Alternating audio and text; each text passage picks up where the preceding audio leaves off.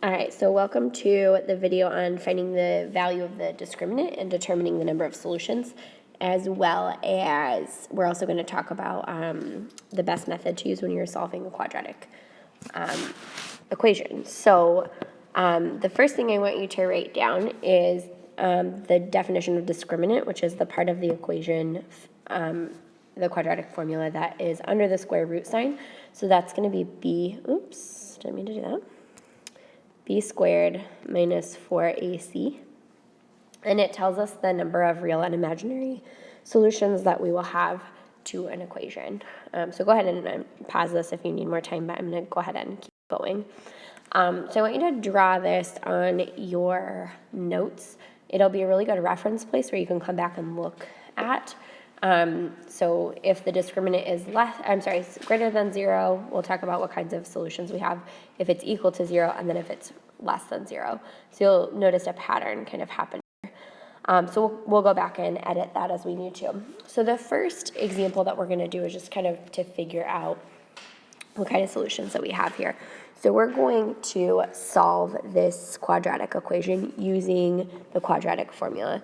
So I'm going to pause this just for a second so you can kind of see how I go through this quickly. So that way, if you want to take some time to look at each step, you can just pause each step. So the first step is just going to be to find A, B, and C. So A is 1, B is 8, and C is 12. So then I've just written the quadratic formula, and now I'm going to plug in what I know. All right, so I plugged in what I know. I'm going to go ahead and simplify. Almost done. So I can see that I have the square root of 16 here, which is going to make my life a little bit easier. So this is going to be x is equal to negative 8 plus or minus 4 divided by 2, because I know that the square root of 16 is plus or minus 4. So negative 8 plus 4 is negative 4 divided by 2. And then negative 8 minus 4 is negative 12 divided by 2. So my answers here are negative 2 or negative 6. So those were nice, easy answers. So what we're going to do now is actually go back to your table from the page before and fill in what we know. So the discriminant in this case was what was inside of the, we're going to just find the discriminant, which is whatever's underneath the square root sign. So in this case, it's 16. The discriminant is 16, which is a number that's bigger than 0.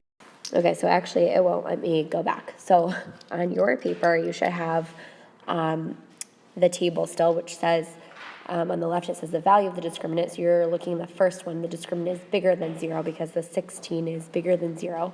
And then when it says the type and number of solutions for A, x squared plus bx plus c, you could just write that we have 2 real solutions. So we can count them. We have 1, 2. Real solutions, meaning that they're real numbers, they're not imaginary. So that gives us the first step. So we're going to go ahead and move to the second example, which looks like this. So again, I'm just going to pause this in between so you'll just kind of see it flash up, and that way if you need some more time, you can just pause your video at home. So I'm going to use the quadratic formula again here. A is 1, B is 6, and C is 9. So I'll pause. Okay, so at this point, you see we've got 36 minus 36. So when I go to my next step up here, I'm going to have negative 6, right, x equals negative 6 plus or minus the square root of 0, which is essentially just going to be 0 over 2. So in this case, and we haven't done a lot of these in class yet, our x actually only has one value. So if I add negative 6 plus 0, I'm going to get negative 6. And if I subtract negative 6 minus 0, I'm also going to get negative 6. So x is just equal to negative 2. So the discriminant in this case was 36 minus 36, or we can say the square root of 0. The discriminant was 0. So in that case, if you look back onto your table from the chart before, when b squared minus 4ac equals 0, we're only going to get one real solution. But it is a real number, right? There's no imaginary, there's no i's involved in this, so it's still imaginary. So we're going to go on, and you might be able to guess what the next one's going to look like, but we'll start the next one. So I'm just going to use a different color here. So A equals 1, B equals 6, and C equals 10. So this looks kind of similar to the one that we just did. So I'm going to pause here just so that I don't waste a bunch of time, and that way you guys can see it more quickly. Okay, so from this one, you can see we've got a problem here. 36 minus 40 is going to be a negative number. So I'm going to keep going. X is equal to negative 6 plus or minus the square root of negative 4 divided by 2. So I'm going to come up here. X is equal to negative 6 plus or minus, this is 2I divided by 2. So we can simplify this. X is equal to negative 6 divided by 2. I'm just separating my terms here. 2I divided by 2. X is equal to negative 3 plus or minus I. This is our answer. So we have two solutions. We have x equals negative 3 plus I, and we have x equals negative 3 minus I. So that's two separate solutions, but they're both imaginary. So if you go back to your chart that you had on the page before, and I'll just write this in red, we have two imaginary solutions, and we have 0 real solutions for this one. All right, so that's going to happen every time you have a discriminant that is greater than 0, equal to 0, or less than 0 based on what you just saw. So it's not just for these problems, that's always going to happen. And hopefully you can kind of see why, because if this number is less than 0, then we're not going to be able to take the square root of it, so we're always going to get imaginary numbers. In the next slide, this is something that I know has been bugging a lot of people. So we're going to kind of talk through what kind of methods you can use for what problems based on the discriminants. So there's a couple of different things that can happen. You can have a 0, so I'll kind of start with this one. So you can have a discriminant that's 0. You can have a positive discriminant, but you can have a square number or a non-square number. You can have a negative number, or you could have an equation that looks like ax squared equals c, where you don't have a b value. So that's kind of the fifth option that we have here. So we're just going to go through so that you know, given any of these different methods, what kind of, each of these different kinds of problems with each of the different kinds of discriminants, you know what methods you can use to solve those problems. And then you'll just practice a couple of those with me in just a second. So I'm going to go ahead and fill in. We can always use the quadratic formula, so I'm going to fill that in for every one of them first. Okay, so the first way that we learned how to solve quadratic equations was by factoring and using the zero product property. So if you don't get a positive square number, that's not going to work as well.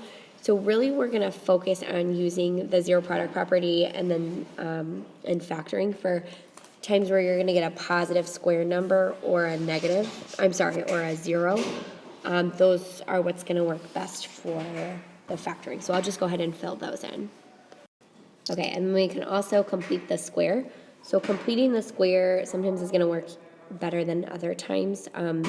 So like we talked about in class, it's easier if your b value is even after you've divided by a. So in general, that's going to work best if you have a positive square number that you can use completing the square, but you can kind of use your judgment on that. So I'll go ahead and fill that in. Okay, and then the last one is solve by taking the square root. So this last part down here, I'll use brown. Oops, that's not right. Brown. Okay. Okay, so this equation right here is going to be the easiest to just take the square root of each side. So in this case, you'd need to divide by a, and then you could take the square root of each side. So I'll go ahead and fill that in. Okay, so take the square root of each side, and I realize this part you can't see all the way, and I don't have enough room, and I can't minimize it, but it says factoring and the zero product property there. So kind of the takeaway here is you can always use a quadratic formula, but based on the discriminant, you can use these other methods as well. So I'm going to go on to the next screen, so I'll do the next one together.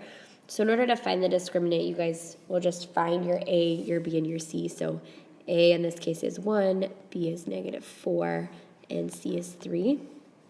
And then you'll plug them into the discriminant. So the discriminant is b squared minus 4ac. So this will be negative 4 squared minus 4 times 1 times 3. And then if I simplify that, I get 16 minus 12. So the discriminant is 4. It's also a squared number. So I'm evaluating and thinking, what type of number is the discriminant? It's a positive square number. And so the method that I'm going to use here to solve this is going to be, I can factor it and use the zero product property. I could use the quadratic formula. I could complete the square. In this case, would be a little easier to complete the square because this is a negative 4. So any of those would work. So I'm not going to actually go through and solve this. This is what you're going to do on your homework, but we've done that before in class. So we'll do one more example together, and then I'll let you work on your own. So example 5, which I didn't actually write up here, is going to be 2x squared minus 7x plus 8 equals 0. So the discriminant is a equals 2, b equals negative 7, c equals 8. So the discriminant is b squared minus 4ac. And if I plug in what I know here, this is going to be 2 squared minus 4 times 2. Oh, nope, I lied. This is going to be negative 7 squared minus 4 times 2 times 8. So 49 minus 64. So this is going to be a negative number, obviously because 49 is smaller than 64. So that should give you a hint about how you're going to be able to solve this. So that is going to give us negative 15. So I would definitely use the quadratic formula for this one. And actually, now you're going to plug it into the quadratic formula, but you have part of it already done. So the part that goes into that square root, you already know that's going to be negative 15. So you've already done some of the work for yourself. These are the ones that I want you to try for class tomorrow. So all of these notes are just on a separate sheet of paper, and then I'm going to look for these you try problems at the end. So there's a couple things that I'm looking for. I want you to find the discriminant. I want you to tell me the number of solutions and the type of solutions. And then the third thing that I want you to tell me is the method that you're going to use to solve it based on the discriminant, and then go ahead and solve. So these should be pretty straightforward. So the ones where you have a couple of options, you guys can decide if you want to use, you can use the quadratic formula for every single one of them if you want to, just make sure that you're simplifying them. And then lastly, if you want some more practice with this, there are some notes in your book on page 242 to 244, if you'd like to see kind of how your book lays that out as well. And they also show you kind of what that would look like in a graph form, which we'll talk about in class a little bit later in the unit, but if you want to see that, it might be helpful for you to visualize as well. And then don't forget about our our quiz on Friday. So the quiz on Friday is just testing all of the methods for solving quadratic equations. So that's zero product property and factoring, quadratic formula, completing the square, taking the square root of each side. So none of the graphing will be on the quiz for Friday, but have an excellent Wednesday night, and I will see you tomorrow.